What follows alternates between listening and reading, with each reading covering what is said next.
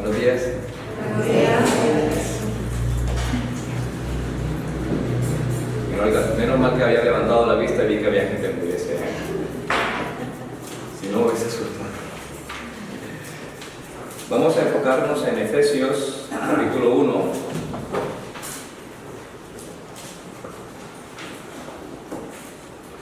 Vamos a volverlo a leer. Efesios, capítulo 1. Vamos a partir del versículo 3.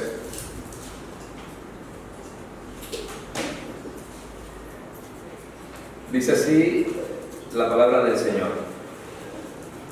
Bendito sea el Dios y Padre de nuestro Señor Jesucristo, que nos bendijo con toda bendición espiritual en los lugares celestiales en Cristo, según nos escogió en Él antes de la fundación del mundo, para que fuésemos santos y sin mancha delante de Él, en amor habiéndonos predestinado para ser adoptados hijos suyos, por medio de Jesucristo, según el puro afecto de su voluntad, para alabanza de la gloria de su gracia, con la cual nos hizo aceptos en el amado, en quien tenemos redención por su sangre, el perdón de pecados, según las riquezas de su gracia, que hizo sobreabundar para con nosotros en toda sabiduría e inteligencia, dándonos a conocer el misterio de su voluntad según su beneplácito, el cual se había propuesto en sí mismo, de reunir todas las cosas en Cristo en la dispensación del cumplimiento de los tiempos, así las que están en los cielos como las que están en la tierra. En Él asimismo tuvimos herencia, habiendo sido predestinados conforme al propósito del que hace todas las cosas según el designio de su voluntad, a fin de que seamos para alabanza de su gloria, nosotros los que primeramente esperábamos en Cristo.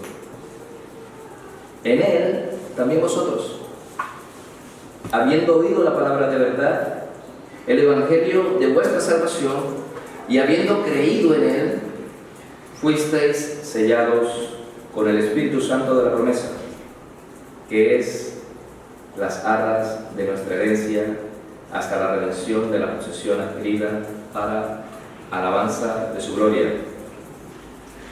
Por esta causa, también yo, habiendo oído de vuestra fe en el Señor Jesús y de vuestro amor para con todos los santos, no ceso de dar gracias por vosotros, haciendo memoria de vosotros en mis oraciones, para que el Dios de nuestro Señor Jesucristo, el Padre de gloria, os dé espíritu de sabiduría y de revelación en el conocimiento de Él, alumbrando los ojos de vuestro entendimiento, para que sepáis cuál es la esperanza a que Él os ha llamado y cuáles las riquezas de la gloria de su herencia en los santos, y cuál la supereminente grandeza de su poder para con nosotros, los que creemos, según la operación del poder de su fuerza, la cual operó en Cristo, resucitándole de los muertos y sentándole a su diestra en los lugares celestiales,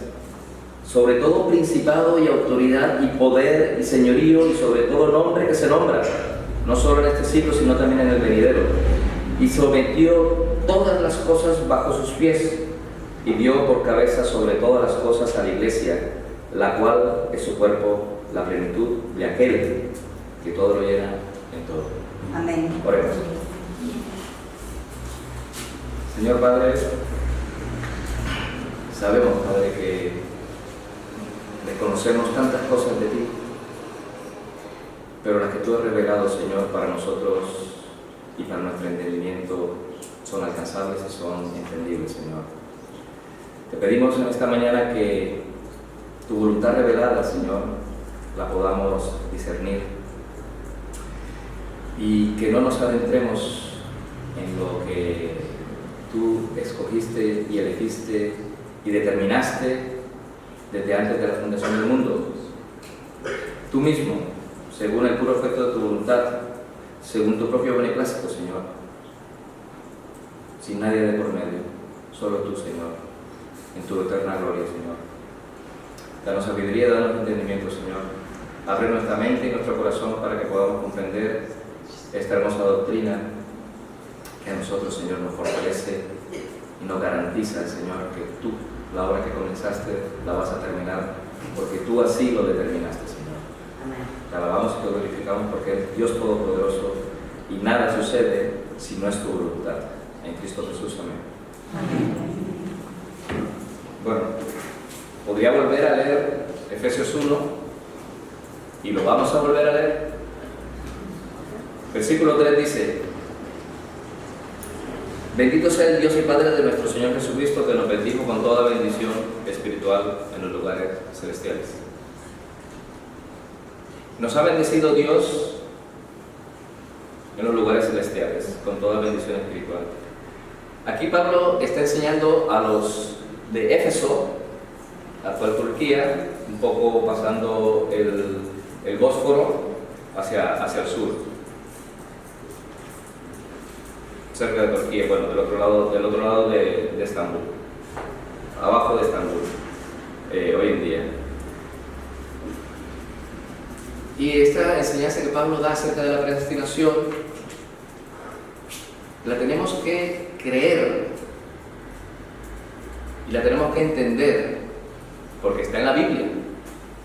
Pero lo más importante es a qué somos nosotros predestinados.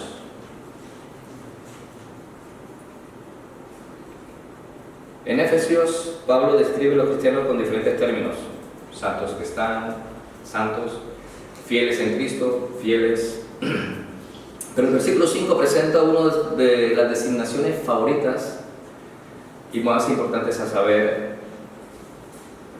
que el cristiano es un hijo de Dios. Dice, habiéndonos predestinados para ser adoptados hijos de Dios. Hay cosas que nosotros desconocemos en el consejo de Dios en la eternidad, pero esto no es un tema nuevo. Hay cosas que nosotros desconocemos absolutamente, incluso de aquí de la tierra. Desconoceremos cosas también del cielo. O sea, seamos humildes. Yo desconozco personalmente cuál fue el plan de Dios en la eternidad. Yo lo único que conozco del plan de Dios es el que Él reveló. Y creo que estaremos de acuerdo con eso. Hay cosas que nosotros desconocemos realmente en esta vida, pero hay cosas que desconocemos más aún en el consejo de Dios, Padre, Hijo y Espíritu Santo, decidiendo qué va a hacer, quién va a ejecutar esto, quién lo otro. Eso son cosas de Dios. Aquí vamos a hablar de la predestinación, o sea, el destino final del hombre, de toda la creación, porque dice ángeles, dice en el cielo y en la tierra, en el cielo y en la tierra, todo lo puso bajo el señorío de Jesucristo, que es como termina versículo 23, la cual es cuerpo, la plenitud de aquel que todo lo llena en todo. Este es Cristo Jesús. Entonces vamos a hablar de un tema que se viene hablando desde el principio. De hecho, Pablo ya lo está hablando en Efesios. Hubo un gran teólogo cristiano, quizás el teólogo más grande en la historia de la iglesia, llamado San Agustín, que había entendido lo que Pablo estaba diciendo en su palabra. No solamente Pablo, también otros textos nos hablan de que Dios decidió estas cosas de antemano. Pero no solamente él, sino también Marción, también está Arminio en el siglo, aquí en la época de la Reforma, y estaba, ahora se me sale el nombre, Pelagio, que era otro teólogo, y Pelagio había dicho, estaba Pelagio que había dicho que el hombre estaba capacitado, él mismo, libre de la voluntad de Dios, de escoger a Dios. Es un buenísimo, es Eso es un humanismo, ¿verdad? Y había los semipelagianos, que creían que necesitaban de la asistencia de Dios, pero que Dios veía que nosotros teníamos que tener una acción, la acción de creer, ¿sí? Esto es algo que, como lo he dicho antes, no es algo nuevo. También se dio en el siglo XVI y se ha seguido dando en la historia de la Iglesia. Pero una de las cosas con las que nos vamos a quedar es que hay dos posiciones cristianas acerca del tema de la predestinación. Uno es el semipelagianismo o arminianismo, que considera que hay una obra en el hombre, que el hombre, no sé, vamos a poner un ejemplo, el hombre está en el mar, en el fondo, Dios tiene un salvavidas y el hombre coge el salvavidas y Dios lo jala y lo salva, ¿vale? Y está el agustiniano, vamos a poner, está el paulino, que es el agustiniano, que es el luterano calvinista, que dice que el hombre está muerto, no se puede ni mover. Así le tiran un paracaídas, un salvavidas, no lo va a agarrar porque un muerto pues, está muerto, ¿vale? Entonces, ¿qué es? Gracia absoluta y 100% de parte de Dios el salvarnos. Entonces, vamos ahora sí aclarando el tema el tema de la predestinación. Todos los cristianos lo debemos creer. El tema de la predestinación, donde hay dos posiciones, ambas posiciones dentro de los cristianos, ¿sí? Dentro de las congregaciones cristianas existen estos dos puntos de vista, y en esta iglesia enseñamos el punto de vista paulino y agustiniano. Cabe de sobra recordar que, aunque el tema de la doctrina de la predestinación suena muy calvinista, quien más habló de la predestinación y la defendió férreamente fue Martín Lutero. De hecho, Calvino amaba mucho los escritos de Lutero precisamente por la predestinación. Bien, entonces el texto dice: bendito sea el Dios y Padre de nuestro Señor Jesucristo, que nos bendijo con toda bendición espiritual en los lugares celestiales en Cristo, según nos escogió en Él, o sea, en Cristo, antes de la fundación del mundo, para que fuésemos santos y sin mancha delante de Él. O sea, Dios nos escogió en Cristo antes de que el mundo fuera, para ser santos y sin mancha delante de Dios mismo. En amor, habiéndonos predestinado para ser adoptados hijos suyos por medio de Jesucristo, según el puro afecto de su voluntad. Dice Dios que en amor, habiéndonos predestinado para ser adoptados hijos suyos. La idea de la adopción, estamos hablando de Éfesos, Pablo está escribiéndole a los Efesios, entonces los Éfesos, que eran romanos en ese entonces, entendían el tema de la adopción. Hay un texto que dice aquí: la idea de la adopción de Pablo parece haber sido tomada del ejemplo de la ley civil romana. La adopción no era infrecuente en la sociedad romana, y los hijos adoptados gozaban de los mismos plenos derechos que los hijos legítimos. La adopción generalmente comportaba el tomar hijos, a menudo para continuar un linaje familiar, como heredero. Entonces, ¿alguien ha visto Ben-Hur? Ben-Hur. Sí, el escritor cristiano Lew Wallace escribe la historia de Ben-Hur acerca de un príncipe judío que fue tomado como esclavo por los romanos. Posteriormente, él salvó la vida de un cónsul romano, siendo finalmente adoptado como hijo suyo y recibiendo su anillo grabado de poder y autoridad. Esta elevación de esclavos a herederos real describe nuestra elevación de vergonzosos pecadores a aquellos hechos santos por Cristo y así adoptados como los hijos propios de Dios. O sea, el caso de Ben-Hur, no sé, toda la Semana Santa no hay Ben-Hur versión antigua, versión reciente y remake, que yo no me haya visto. Pero sigue siendo Ben-Hur y sigue siendo un judío que cuando él tiene sed, hubo una escena que imparte mucho, es cuando él tiene sed de una sombra y no pasa nada, y le da agua, está muriéndose de sed. Y resulta que la sombra, la idea del cineasta seguramente era que la sombra era Cristo dándole agua. Esa es una escena muy hermosa. Entonces, la adopción en la época romana, cuando Pablo le está hablando a los Éfesos, era algo muy común. Quiere decir que cuando tú eres adoptado como hijo, todo lo anterior de tu vida con tu otra familia queda anulado. Derechos sobre otras cosas, deudas, vamos, que un chollo, queda todo anulado. Y los Éfesos lo sabían. Erais hijos de perdición, hijos del pecado, estabais condenados en vuestros delitos y pecados. Pues ahora sois hechos aceptos en el amado. Ahora dejáis de ser hijos del pecado para ser adoptados y hechos hijos de Dios.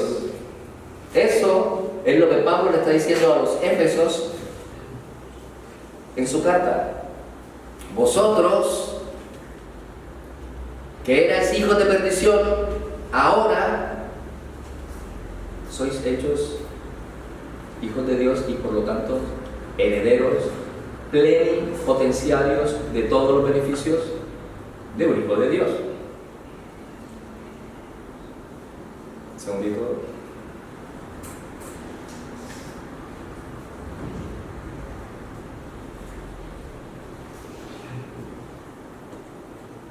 Era una alarma, pero eso no antes. Entonces, lo importante es que entendamos que cuando Pablo le escribe a los Éfesos que ellos eran romanos y que entendían el tema de la adopción, era que estaban todos condenados. Sí, que las promesas, como dice aquí, en amor habiéndonos, versículo 5, en amor habiéndonos predestinado para ser adoptados hijos suyos por medio de Jesucristo según el puro afecto de su voluntad. ¿Por qué adoptó Dios, en este caso, a los Éfesos para ser adoptados? ¿Por qué los adoptó Dios? ¿Por qué? ¿Cuál es el hecho que le da a Dios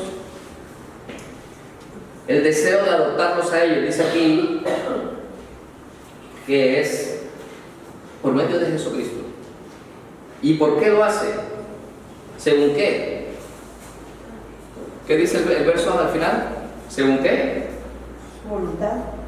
Según el puro afecto de la voluntad de quién? De Dios. O sea, a Dios en su voluntad le plació, en este caso, adoptar a esos hermanos en Éfeso, como el Pablo le está diciendo, porque Dios quiso. ¿Y por medio de quién lo hizo? Pues por medio de Jesucristo. ¿Para qué? Dice el versículo 6. Para la alabanza de la gloria de su gracia. Gracia, regalo, don inmerecido, algo que tú no te mereces, te lo voy a dar. Eso es gracia. Justicia es darte lo que te mereces. Pues gracia no es injusticia. Es un acto de no justicia. Es un acto de misericordia. Te voy a dar lo que tú no te mereces. Por lo tanto, te voy a dar la salvación. Por lo tanto, te voy a hacer hecho hijo de Dios. Por lo tanto, vas a heredar todos los derechos de un hijo de Dios. Todo lo pasado queda proscrito. Se acabó. Eras pecador, ya no lo eres. Tenías una deuda conmigo, ya no la tienes. Eres hijo mío y tienes un anillo que te da, que te garantiza que tú eres un hijo de Dios. Y en este caso es el Espíritu Santo. Ya lo veremos más adelante en estos versículos aquí. Entonces, Pablo, vuelvo y repito, está hablando a los Efesios de que han sido predestinados aquellos en Cristo Jesús. Primero fueron los versículos 6 dice, para la alabanza de la gloria de su gracia, con la cual nos hizo aceptos, ¿en quién? En el amado. Dios, para la alabanza de su propia gloria, la gloria de su gracia, una gracia inmerecida, Dios mismo nos hace aceptos, o sea, dispuestos, ok, nos hace aceptos ¿en quién? En el amado. ¿Quién es el amado? ¿Quién? Jesucristo, ¿no? Jesucristo es el amado, el bien amado. Somos aceptos, somos hechos aceptos para Dios por medio de el amado, de Cristo Jesús. Este amado, que dice el versículo 7, en quien tenemos redención por su sangre, el perdón de pecados, según las riquezas de su gracia. Dios es tan rico en misericordia y en gracia que nos ha perdonado todos nuestros pecados, ha provisto la sangre de Cristo para redimirnos, para perdonar nuestros pecados, según la riqueza de su propia gracia. ¿De quién? ¿La gracia de quién? De Dios. Dios, en su propia gracia, nos ha redimido por la sangre del amado, nos ha redimido de nuestros pecados, según la riqueza de su gracia, que hizo sobreabundar para con nosotros en toda sabiduría e inteligencia. Una cosa, esta sabiduría e inteligencia no es nuestra, que lo sepáis, está diciendo aquí, pero no está hablando de nuestra sabiduría y nuestra inteligencia, está hablando de la sabiduría y la inteligencia de Dios, dándonos a conocer el misterio de su voluntad. O sea, el misterio de la voluntad de Dios era que Dios iba a escoger a algunos. En este caso Pablo está diciendo, bueno, a vosotros os ha escogido en el amado, por medio del derramamiento de sangre, os ha escogido para perdón del pecado, para que seáis hechos adoptados hijos suyos. Según, dice el versículo 9, ¿según qué?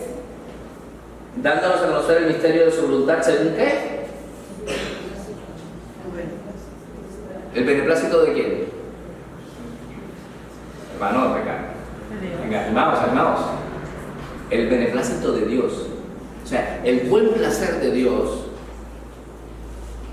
el misterio de su voluntad, según el buen placer de Dios, el cual Dios mismo se había propuesto en sí mismo. Veámoslo de esta manera, hermanos. Dios determinó en sí mismo, porque le plació, su buen beneplácito en toda sabiduría e inteligencia, no de conocer el misterio de su voluntad, según su beneplácito, el cual se había propuesto en sí mismo.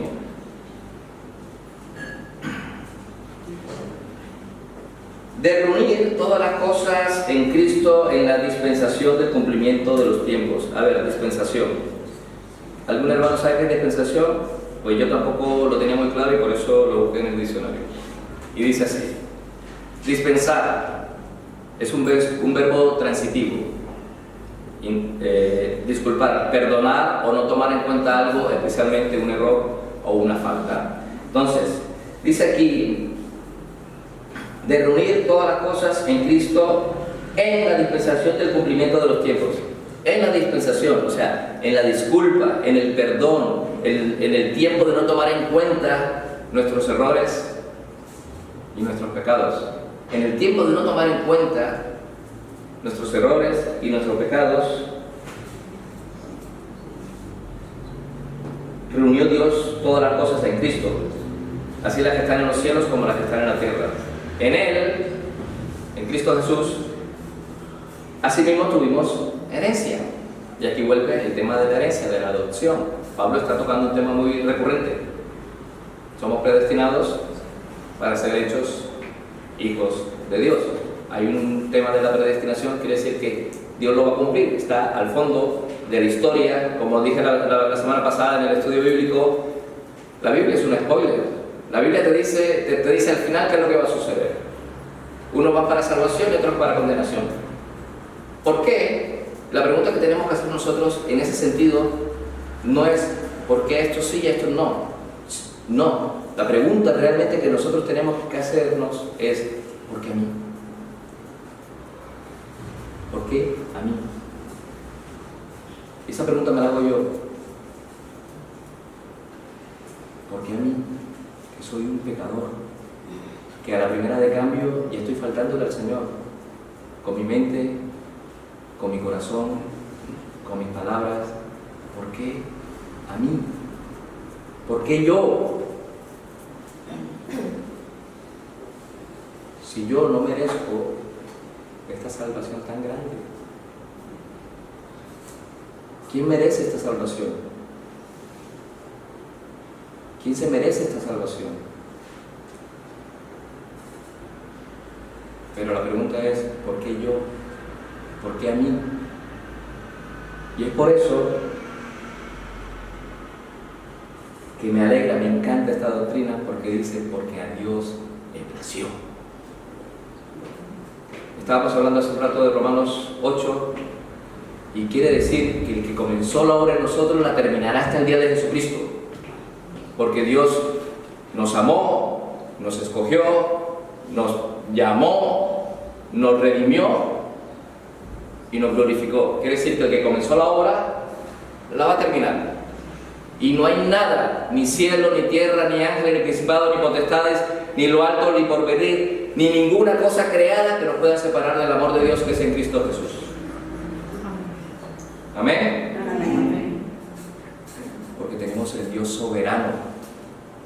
Desconocemos muchas cosas de su voluntad, pero lo que no podemos desconocer es lo que ha revelado. Y Él ha revelado que Él comenzó la obra en nosotros y la terminará. El por qué tampoco lo sabemos. Pero Dios se plació, según su beneplácito, de escogernos para la honra y la gloria de su gracia. Otra cosa, hermanos, es que también hay otro grupo, los que se pierden. Tampoco sabemos. Solo sabemos que nosotros estábamos en ese mismo grupo.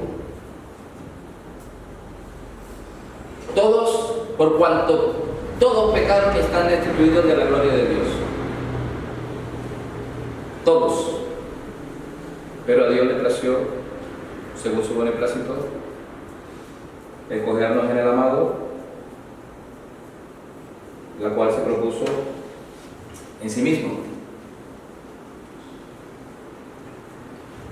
Versículo 11. En Él, en Cristo Jesús, asimismo tuvimos herencia, habiendo sido predestinados conforme al propósito de aquel que hace todas las cosas según el designio de su voluntad. No había plan B, ni C. Había el plan de Dios.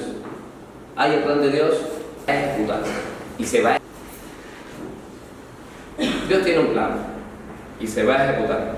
En la escuela bíblica se decía que no se añadirá ni se quitará nada de los creyentes. ¿Cómo es, Julio? Iba a hablar de que decía que no se le añadirá ni se le quitará a los predestinados. ¿Qué dice el texto? Su número es tan siempre definido que no se puede ni aumentar ni disminuir. ¿El número de? Escogidos. El número de escogidos. Ni se aumenta ni se disminuye. Un ejemplo, hay 100.000 millones de personas. Lo invento. 50.000 van a ser salvos. Ni se aumenta ni se disminuye, pues el resto no va a ser salvo. Entonces, son cosas que nosotros no sabemos. O sea, solo sabemos que al final la Biblia, como no se equivoca, dice que hay unos van a condenación y otros van a salvación. Yo no sé por qué a mí me escogió, pero aquí está diciendo que son los designios de la voluntad del Señor. Y como dice en el capítulo 9 de Romanos, ¿mas quién eres tú para contender contra Dios? ¿Le dirá el barro al alfarero por qué me hiciste así? Así que no depende del que quiere ni del que corre, sino de Dios que tiene misericordia. Y debemos glorificar a Dios porque ha tenido misericordia de nosotros. En este momento estamos aquí escuchando la palabra del Señor. Deberíamos, y no sabemos por qué, pero que el Señor ha tenido gran misericordia de nosotros. Y a nosotros, como no sabemos quiénes somos, se nos ha asignado una tarea. ¿Cuál es? La proclamación del Evangelio. Porque la proclamación del Evangelio tiene doble propósito. Que las ovejas de Dios escuchen su voz, ¿sí? Y el que no lo cree se condena. Ese es el doble propósito del Evangelio. No tiene otro propósito. Ese es el doble propósito del Evangelio. La proclamación del Evangelio, la buena nueva de salvación. Si crees en Cristo Jesús, eres salvo.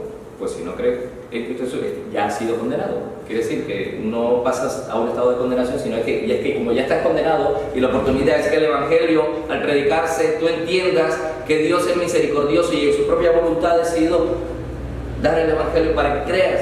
Pero si no crees, pues quedas en tu condenación. Pero el que cree ya no es condenado, sino que es hecho hijo de Dios, heredero plenipotenciario de todos los beneficios de un hijo de Dios. El que cree en Cristo Jesús no será condenado. A fin de que seamos, versículo 12, para la alabanza de su gloria. ¿La gloria de quién? De Dios, ¿no? Nosotros los que primeramente esperábamos en Cristo. Pablo se está refiriendo a los judíos. En él también, o sea, en Jesús, también vosotros. No solamente los éfesos, sino los que estamos aquí. Habiendo oído la palabra de verdad, el evangelio de vuestra salvación, y habiendo creído en él, ¿en quién? En Jesús, fuisteis sellados con el Espíritu Santo de la promesa. Anda, hay una promesa, o sea que Dios decidió de antemano que iba a sellar a un grupo con el Espíritu Santo, y que es las arras de nuestra herencia. Ahora, ¿qué son arras? Un anticipo económico, es un término que es un anticipo económico. Entonces el Espíritu Santo es el anticipo de parte de Dios, dice aquí, hasta la redención de la posesión adquirida. Nosotros somos esa posesión adquirida por Dios, que la garantía de que esa posesión va a ser recobrada, va a ser al final tomada como propia, es el Espíritu Santo de la promesa. O sea, que si tú eres creyente y tienes el Espíritu Santo, tú sabes que Dios va a venir por ti. ¿O no, hermano? Tú sabes que Dios va a venir por ti porque tú tienes el Espíritu Santo que te dice, Abba Padre. Te dice, aleluya, gloria a Dios, porque yo no sé por qué me has escogido, pero me has escogido. Y yo lo único que puedo hacer es servirte y alabarte, porque como soy hecho hijo tuyo, porque antes era esclavo del pecado, ahora soy esclavo de Cristo. No creáis que porque dejáis de ser esclavos del pecado no vas a tener algún tipo de esclavitud. Ahora tenéis otro amo, que es otra cosa. Antes erais hijos de desobediencia por naturaleza, ahora sois hechos hijos de Dios. Pues por los frutos se conocen. Los hijos de Dios se comportan como hijos de Dios, y eso es una muestra de que el Espíritu Santo te está salvaguardando para cuando el Padre venga, cuando el Hijo venga por segunda vez, te tome. Esa es la garantía, y eso lo está diciendo aquí. El Espíritu Santo de la promesa, dice el versículo 13, repito, en él, en Cristo, también vosotros, habiendo oído la palabra de verdad y el evangelio de vuestra salvación, y habiendo creído en él, en Cristo, fuiste sellados por el Espíritu Santo de la promesa, que es las arras de nuestra herencia hasta la redención de la posesión adquirida para la alabanza de su gloria. ¿La alabanza de la gloria de quién? De Dios. Quiere decir que,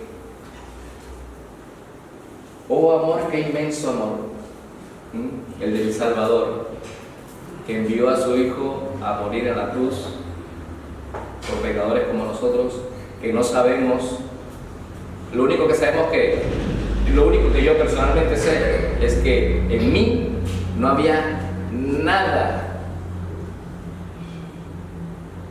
Ahora porque tengo el Espíritu Santo del Señor y creo que lo tengo, y porque creo en Cristo Jesús como mi Señor y Salvador, y apartado de Él no puedo hacer absolutamente nada, pero en mí, aparte de eso, no hay nada que pueda atraer a Dios para decir, mira este Carlito, qué bueno es, bueno, 50%, 60% de obras buenas y 40% de obras malas. No hay absolutamente nada en mí que Dios pueda ver para decir, wow, no hay nada. Pero Dios nos ve a través de los ojos de Cristo. No me ve a mí, me ve a mí en Cristo. Él es la propiciación por mis pecados. Y cuando yo esté en la presencia de Dios, muchas veces me hemos hecho esa pregunta, ¿qué le dirás? ¿Por qué entras al cielo? ¿Por qué? Dice, bueno, Señor, yo no sé, pero como tengo un abogado que es Cristo, y como Él pagó el precio que yo debía pagar, pues estamos a paz. No vas a juzgar ya lo que ya está juzgado. Entonces, por la misericordia de Dios, somos creyentes. No sé qué es lo que pasará, ni lo que pasa en el consejo divino, pero una cosa sí sé. Y quiero dejarlo como conclusión, que somos aceptos en el amado. Todos, o sea, somos bendecidos, porque somos parte de la familia de Dios. Somos aceptos en el amado porque Cristo Jesús así lo ha querido, porque Dios mismo así lo ha querido. Dios es el que salva y nos guarda. No hay nada que podamos hacer para salvarnos y tampoco para perder la salvación. Una vez creemos, confiamos en Cristo para salvación. Una vez que recibamos el regalo de la salvación, Dios tiene todo predestinado para nosotros. No hay manera de salirse del camino que tiene para sus santos. No hay manera de perder esta salvación tan grande. Y esto solamente gracias a Jesús, nuestro Salvador. Oremos.